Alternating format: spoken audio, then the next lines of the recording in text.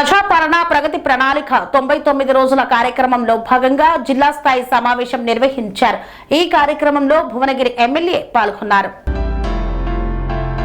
ప్రజాపాలన ప్రగతి ప్రణాళిక 99 రోజుల కార్యక్రమంలో భాగంగా ఈ రోజు భువనగిరి కలెక్టర్ కాన్ఫరెన్స్ హాల్లో నిర్వహించిన జిల్లా స్థాయి సమావేశంలో భువనగిరి నియోజకవర్గ శాసన సభ్యులు కుంభం అనిల్ కుమార్ రెడ్డి పాల్గొన్నారు. ఈ సందర్భంగా ఆయన మాట్లాడుతూ ప్రజాపాలనలో భాగంగా ప్రతి వారం ఒక్కో శాఖపై సమీక్ష నిర్వహిస్తూ లోటుపాట్లను సరిదిద్దుతూ సమన్వయంతో ముందుకు సాగుతున్నామన్నారు. గత ప్రభుత్వం నిర్వీర్యం చేసిన వ్యవస్థలను తిరిగి గాడిలో పెడుతున్నామని పేర్కొన్నారు. ముఖ్యమంత్రి ఉప ముఖ్యమంత్రి నాయకత్వంలో రాష్ట్ర ఆర్థిక పరిస్థితిని మెరుగుపరుస్తున్నామని తెలిపారు. చాలా సంతోషం. ఈరోజు ప్రజాపాలన ప్రగతి ప్రణాళిక 99 రోజుల కార్యక్రమం తీసుకొని ఈరోజు రాష్ట్ర వ్యాప్తంగా మరి 99 రోజుల కార్యక్రమం తీసుకొని మొదటి విడతగా గ్రామాలలో సమావేశాలు పెట్టుకొని ఆ తర్వాత మండలాలు, ఆ తర్వాత నియోజకవర్గ స్థాయి, ఆ తర్వాత అంతకుముందు వార్డులలో మున్సిపాలిటీలలో పెట్టుకొని ఈరోజు మళ్ళా నియోజకవర్గ స్థాయిలో పెట్టుకొని ఈరోజు జిల్లా స్థాయి సమావేశం ఈరోజు నిర్వహించుకుంటున్నందుకు చాలా సంతోషంగా ఉన్నది.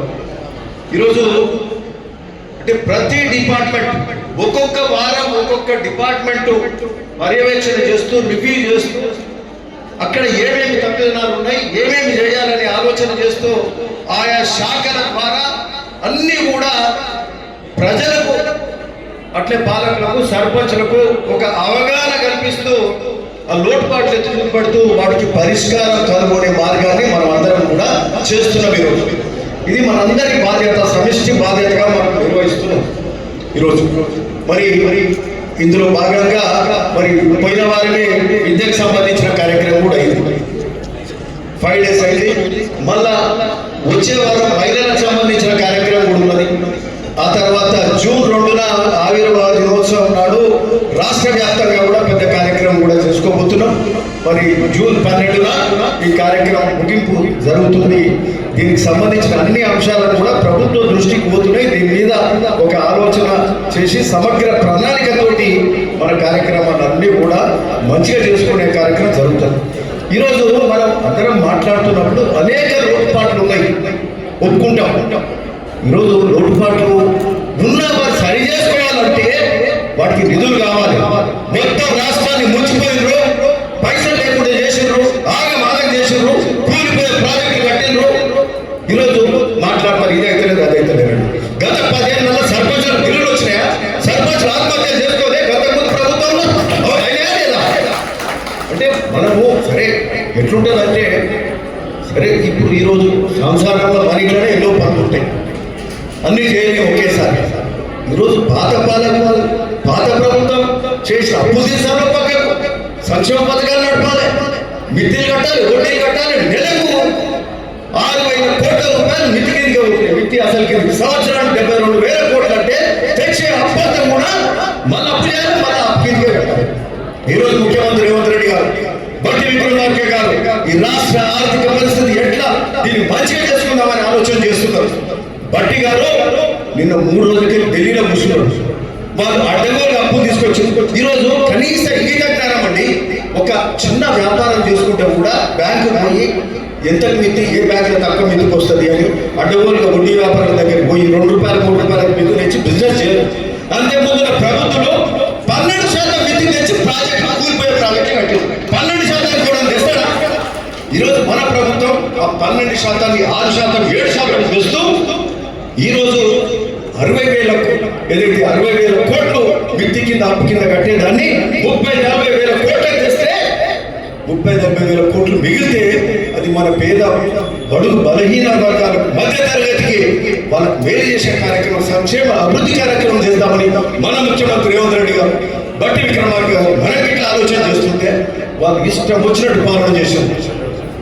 ఈరోజు ఆ రోజు ఉమ్మడి రాష్ట్రం నుంచి వేరుపడ్డాక 60,000 కోట్లు మిగులు బడ్జెట్ ఉంటే ఈరోజు వచ్చేవరకు 8 లక్షల కోట్లు అప్పు చేశారు. ఇక మాట్లాడతారా అడ్డగోలుగా? ఏంది మాట్లాడేది? ఫోన్ ట్యాపింగ్లు, ఇంకేమైనా కథలు, ఇంకేమైనా కార్యక్రమాలు చేసి తప్పితే పేపర్ లీకులు, లిక్కర్ స్కామ్లు, కూలిపోయే కాలేజీలు లాంటివి. ఆ ప్రాజెక్టుల ఇళ్ళకు కూడా పైసలు వచ్చినాయి. తిమ్మాపురం ఇప్పుడు మనం వచ్చినాక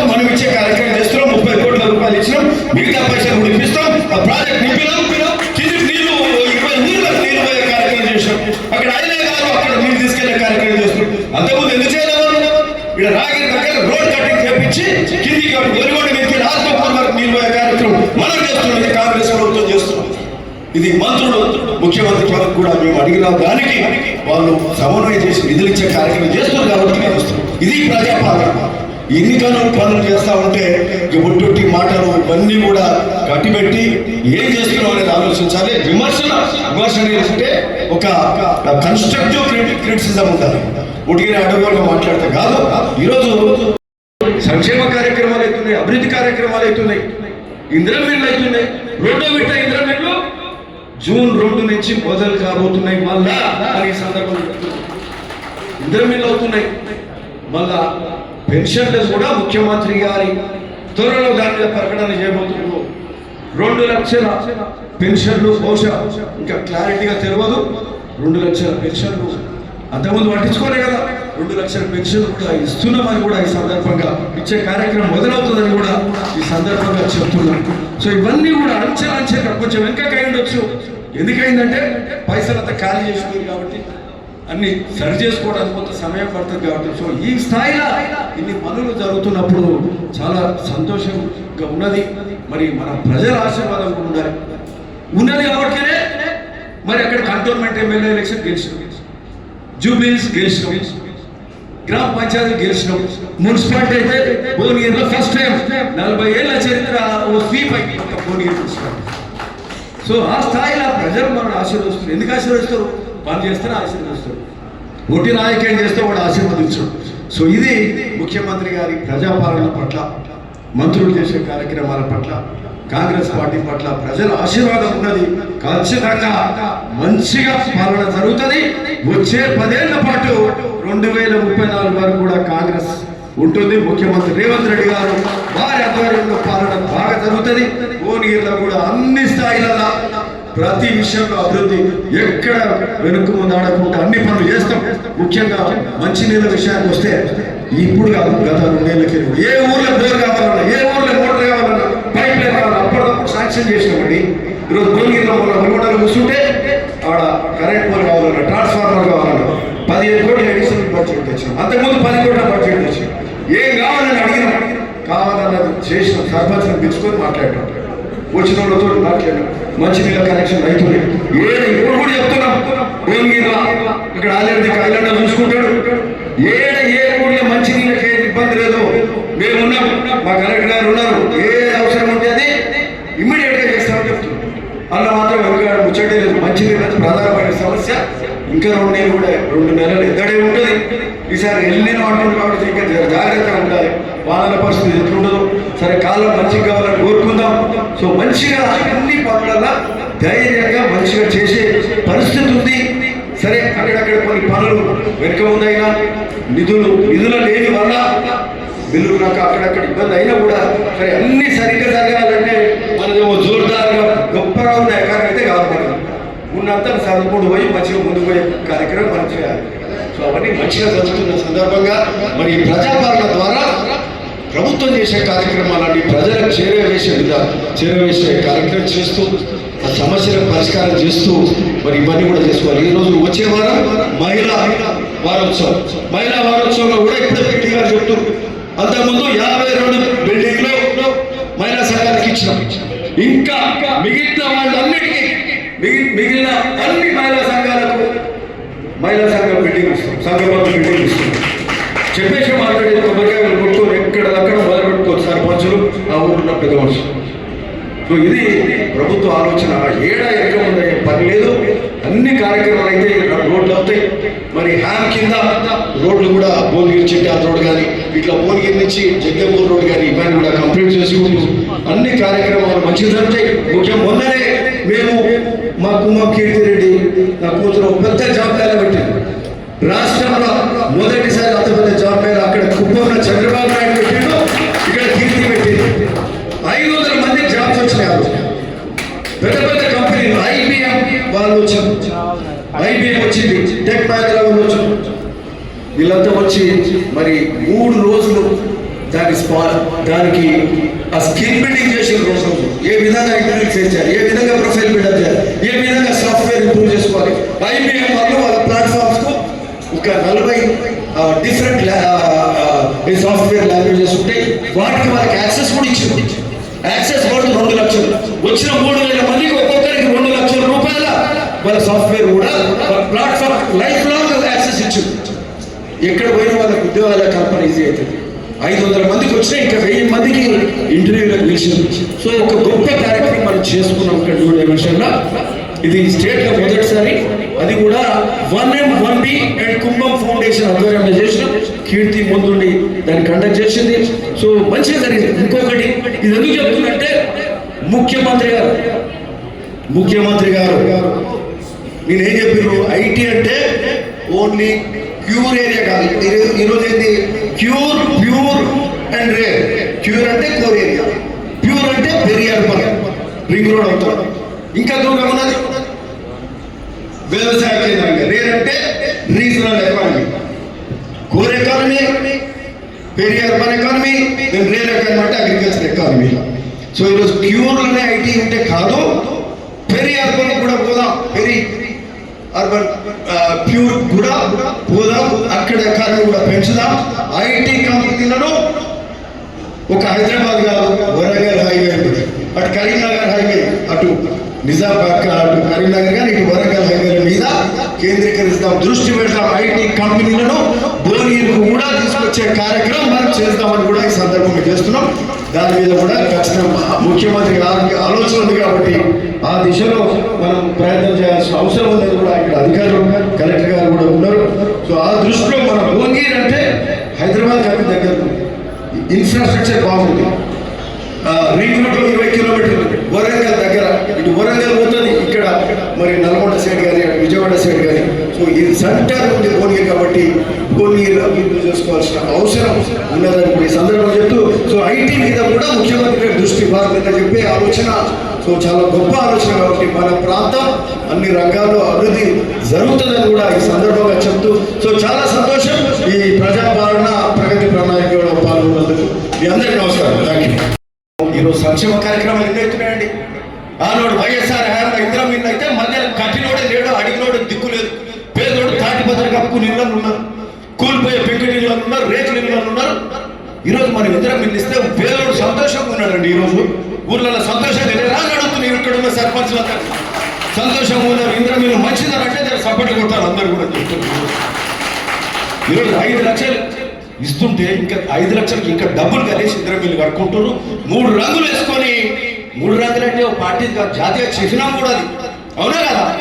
జాతీయ రంగులు, జాతీయ జెండా రంగులు, అది ఇంత సంతోషంగా ఇల్లు కట్టుకుంటారు. ఈరోజు రేషన్ కార్డులు కూడా మర్చిపోయారండి. 10 ఏళ్ళ రేషన్ కార్డులు ఇస్తున్నాం. ఒక భువనగిరి నియోజకవర్గంలో 13,000 పైచిలకు రేషన్ కార్డులు ఇచ్చినాం. కొత్త రేషన్ కార్డు, పాత రేషన్ కార్డు ద్వారా 40-45,000 మంది కొత్త లబ్ధిదారులకు మేలైంది. అంటే ఆ 45,000 మందికి పాత ప్రభుత్వం నష్టం జరిగినట్టే కదా. ఈరోజు ఆ విధంగా మనం మేలు చేసే కార్యక్రమం చేస్తుంటే ప్రజలు సంతోషంగా ఉంటే మనమే ఏం జరుగుతలేదని మాట్లాడితే అది కరెక్ట్ కాదు. ఈరోజు అదే కాకుండా రేషన్ కార్డులు కాదు, ఇంద్రం ఇల్లు కాకుండా సన్నబియ్యం కూడా ఏ రాష్ట్రంలో లేదు, దేశంలో ఎక్కడ లేదు. 13,000 కోట్ల రూపాయలు పెట్టి సన్నబియ్యం ఇచ్చే కార్యక్రమం ఓన్లీ మన రాష్ట్రంలో జరుగుతుంది. ఇవన్నీ మంచిది కదా, ఇన్ని మంచిగా ఇన్ని బాగా జరుగుతుంది. ఉచిత బస్సు కూడా తెలంగాణ ప్రభుత్వమే ముందు మొదలు పెట్టింది దేశంలో. ఈరోజు 5-6 వేల కోట్ల రూపాయలు ఉచిత బస్సు మహిళలకు ఇచ్చే కార్యక్రమం చేస్తున్నాం. అంటే గొప్ప కార్యక్రమం కాదా అని చెప్తున్నాం. ఈరోజు ఈ విధంగా చేస్తున్నాం. మరి ఉచిత బస్సు కానీ, అట్లే 200 యూనిట్ల ఉచిత కరెంటు కానీ, ఈ విధంగా ఇంత బాగా చేసుకుంటూ పోతుంటే అన్ని మంచిగా జరుగుతున్నాయి. మంచి జరుగుతున్నప్పుడు మంచి చేస్తున్నామని చెప్పాల్సిన అవసరం ఉందని కూడా ఈ సందర్భంగా చెప్తున్నాం. ఈరోజు ముఖ్యమంత్రి గారు విద్య మీద పూర్తి స్థాయి దృష్టి పెట్టారు. మన ప్రభుత్వం రాగానే, ప్రజాపాలన రాగానే మొదటి సంవత్సరంలో 7.5 కోట్ల రూపాయలు స్కూల్ ఎడ్యుకేషన్ మీద పెట్టాం, స్కూల్ బిల్డింగ్ల మీద పెట్టాం. అమ్మ ఆదర్శ పాఠశాలల ద్వారా మహిళా సంఘాలని వాళ్ళని చైర్మన్ గా పెట్టి ఏ విధంగా పెట్టినాం. ఓ స్కూల్లో 30 లక్షలతోటి కాంపౌండ్ వాళ్ళు అవసరం ఉంటే కాంపౌండ్ వాళ్ళు పెట్టినాం. ఓ స్కూల్లో ఇంకో దగ్గర 20 అవసరం ఉంటావు, 20 లక్షలు పెట్టి బాత్రూమ్ పెట్టినాం. టాయిలెట్స్, ఇవన్నీ అడిషనల్ రూమ్స్, కిచెన్ సెట్లు కానీ ఇట్లాంటివన్నీ చేస్తూ మాకు సంబంధించిన వరకు, నాకు తెలిసినంత వరకు అన్ని పర్ఫెక్ట్గా జరుగుతున్నాయి. వీలైనంత బాగా ఈరోజు జరుగుతున్నాయి ఎడ్యుకేషన్ మీద. అదే కాదు, మాకు ఎమ్మెల్యేలకు వచ్చిన నిధులకి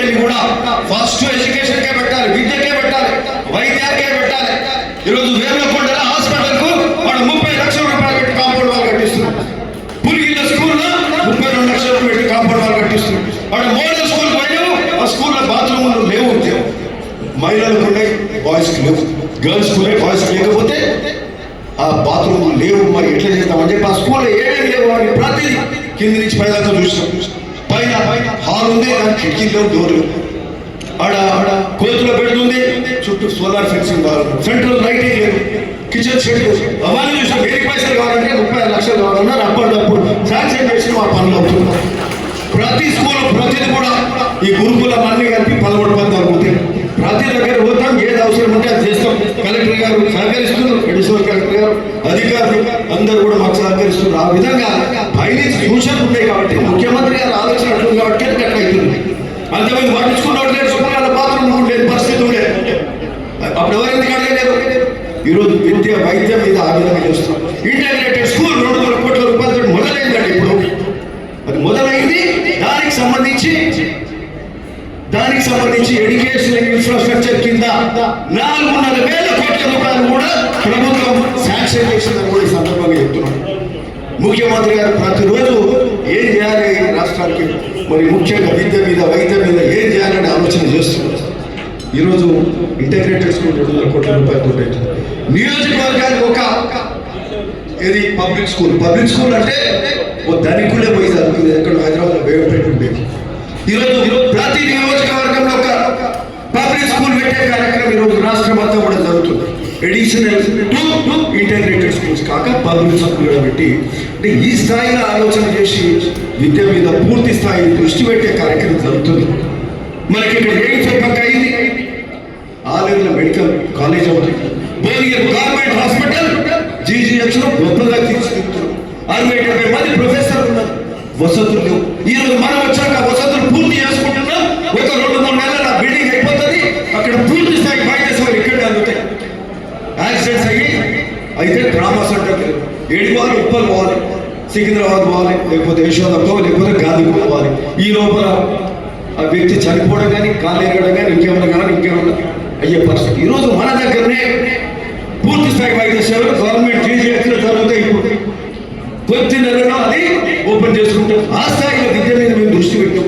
అడిషనల్ ఫండ్ తెచ్చి ఇంకో ఫ్లోర్ కడుతున్నాం, ICU సెంటర్లు పెడుతున్నాం, ఆపరేషన్ థియేటర్స్ పెడుతున్నాం, ప్రీ ఆపరేషన్ థియేటర్స్ పెడుతున్నాం. సో ఆ స్థాయిలో పనులు ఈరోజు జరుగుతున్నాయని కూడా ఈ సందర్భంగా చెప్తున్నాం. విద్య వైద్యం మీద పూర్తి స్థాయి దృష్టి పెట్టి కార్యక్రమాలు చేస్తున్నాము. మరి ఇవిగాక సాగునీరు కాలువలు, బునియాది కానీ పిలాయిపల్లి ధర్మాడి కాలువలకు ఆ రోజు కాంగ్రెస్ ఆమెలో వైఎస్ఆర్ మొదలు పెడితే ఆయన పోయినాక ఎవరు పట్టించుకున్నట్టు లేడు. ఈ రోజు మళ్ళా అదే కాంగ్రెస్ వచ్చినాక 480 కోట్లు ఈ మురికి మూసి నీళ్ళతో వ్యవసాయం చేసుకుంటున్న రైతులకు మేము అండగా ఉన్న కాంగ్రెస్ ప్రభుత్వం 480 కోట్లు శాంక్షన్ చేస్తే గొప్ప కార్యక్రమం కాదా అని మేము అడుగుతున్నాం. ఈ సందర్భంగా 485 crores తోటి పనులు అవుతున్నాయి. గోదావరికి అయితే లేవా? అవుతున్నాయి లేదా? ధర్మాడి కాలం అవుతుంది, పిలాయిపల్లి కాలం అవుతుంది. పిలాయిపల్లి కాలం మీరు అడుగు ఊరుమోట్లకు పోతున్నాయి. నీళ్ళు ఇప్పుడు ఆల్రెడీ ఇంకా పూర్తి కాదు. ఊరుమోట్లు ఎక్కడ సిటీ దగ్గర నీళ్ళు పోతుంది. అంతకుముందు పోయినా భువనగిరి మండలంలో నీళ్ళు వచ్చినాయి ఇక్కడ. సో ఏది అవసరం ఇక్కడ 7 కోట్లు పెట్టి ఆ రోడ్ కట్టి వెంబడే చేపించినాం. సో ఇవన్నీ కాక చిన్న కాలువలు, బొల్లెపల్లి కాలువ 20 కిలోమీటర్లు అడిషనల్ ఎస్టిమేషన్ తీసుకొచ్చి చేపిస్తున్నాం. ఒలిగొండ భీమలింగ కెనాల్కు మళ్ళా 15 కోట్లు పెట్టి అది శాంక్షన్ చేస్తున్నాం. అట్లే పోచంపల్లి ఇది అలీనగర్ కెనాల్కు అడిషనల్ మళ్ళీ 12-15 కోట్లు శాంక్షన్ చేసి ఆ పనులు చేస్తున్నాం. ఎందుకంటే పెద్ద కాలువతో ఎంత అవుతుందో ప్యారలల్ చిన్న కాలువతో ఆ స్థాయిలో ఇరిగేషన్ జరుగుతుంది, వ్యవసాయం నీళ్ళు ఉంటుంది. సో ఈ విధంగా ఎక్కడ ఏదో పెడుతుంది. ఇక మూసి తీసుకుంటే గత 20 ఏళ్ళకి 7 ఒక్క బ్రిడ్జ్ కాలే. ఈరోజు జూనియర్ బ్రిడ్జ్ శాంక్షన్ చేసుకున్నాం. ముఖ్యమంత్రి గారు మనకు శాంక్షన్ చేసి అంతకుముందున్న బ్యాలెన్స్ వర్క్స్ కు అంతకుముందు శాంక్షన్ అయిన వాటి కాక ఈరోజు 18.5 కోట్లు పెట్టి జూనూరు బ్రిడ్జ్ 20 ఏళ్ళ కనాలి. ఇది జూనూరు రుద్రవెల్లి బ్రిడ్జ్ కంప్లీట్ చేసుకుంటాం. టెండరింగ్ పిలుస్తున్నాం, HM ఇచ్చి కాబట్టి ఆ నిధులు వచ్చినట్టే అయిపోయినట్టు. ఒక్క సంవత్సరం బ్రిడ్జ్ అవుతుంది. ఒల్కుట్పల్లి పొద్దుటూరు బ్రిడ్జ్ శాంక్షన్ చేసుకున్నాం. అంతకుముందు చేసిండ్రా? ఆలోచన వచ్చిందా అని అడుగుతున్నాం. వచ్చిందా? కనీసం అరే 10 కిలోమీటర్ల చుట్టూ తిరిగిపోవాలి, వాడు బ్రిడ్జ్ చేస్తే మంచిదని ఆలోచన చేసేది ఎవరన్నా? సంఘం దగ్గర ముఖ్యమంత్రి గారు వస్తే బ్రిడ్జ్ కావాలి సార్, ఇక్కడ ప్రాబ్లం ఉందంటే 50 కోట్లతో బ్రిడ్జ్ శాంక్షన్ చేసింది ముఖ్యమంత్రి గారు. పోతా భీమలింగం కూడా 2 కోట్ల రూపాయలు శాంక్షన్ చేసి ఆ భీమలింగాన్ని ఒక గొప్ప క్షేత్రంగా తీర్చిదిద్దే కార్యక్రమం మేము చేస్తున్నాం. ఈరోజు మూసి మధ్యలో బహుశా రాష్ట్రంలో ఎక్కడ ఒక నది మధ్యలో శివలింగం ఆ స్థాయిలో ఉండదు. ఆయన ముఖ్యమంత్రి గారు వచ్చి 2 కోట్ల రూపాయలు ఇచ్చిన ఆ 50 కోట్ల బ్రిడ్జ్ నుంచి ఒక చిన్న బ్రిడ్జ్ వాడు తీసుకెళ్ళి వాడు గొప్పగా టెంపుల్ ఆ శివాలయాన్ని భీమలింగేశ్వర స్వామి ఆలయానికి గొప్పగా తీర్చిదిద్దే కార్యక్రమం కూడా మొదలుపెట్టారు. అభివృద్ధి, ఆధ్యాత్మికత, భువనగిరి ఫోర్ట్ డెవలప్మెంట్ కానీ, భువనగిరి సిటీ డెవలప్మెంట్ కానీ 56 కోట్ల రూపాయలు ఒక ముఖ్యమంత్రి గారు మనకు అర్బన్ మన ప్రాంతానికి హెచ్ఎండి కింద నిధులిచ్చింది. అంతకుముందు ఎప్పుడు 10 కోట్లు రాలే, 56 కోట్ల రూపాయలు ఇచ్చి ఇవన్నీ నిజమా కదా? సో ఇన్ని పనులు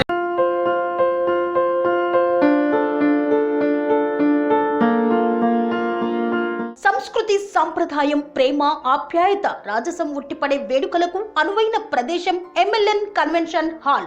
కని విని ఎరుగని రీతిలో జరిగే మీ ఇంటి కళ్యాణ వైభోగానికి అందమైన కళ్యాణ వేదిక MLN convention hall.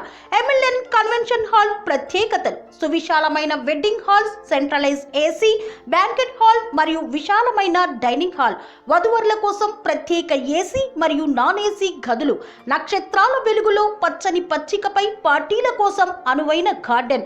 MLN convention లో సీసీటీవీ పర్యవేక్షణతో పూర్తి భద్రత, 2000 వాహనాలు పార్కు చేసేందుకు సువిశాల పార్కింగ్ సౌకర్యం. మీ ఇంట జరిగే అన్ని శుభకార్యాలకు, పెళ్లి, reception, engagement, birthdays, get together, corporate events, ఏ ఇతర శుభకార్యాలకైనా అందమైన వేదిక ఎంఎల్ఎన్ కన్వెన్షన్ హాల్. బుకింగ్ కోసం సంప్రదించండి 7550438888 మరియు 7550428888. మా అడ్రస్ చీర్యాల లక్ష్మీ నరసింహస్వామి దేవాలయం ప్రక్కన, near outer ring road, Keesara junction, Cheeryal గ్రామం, మేడ్చల్ జిల్లా.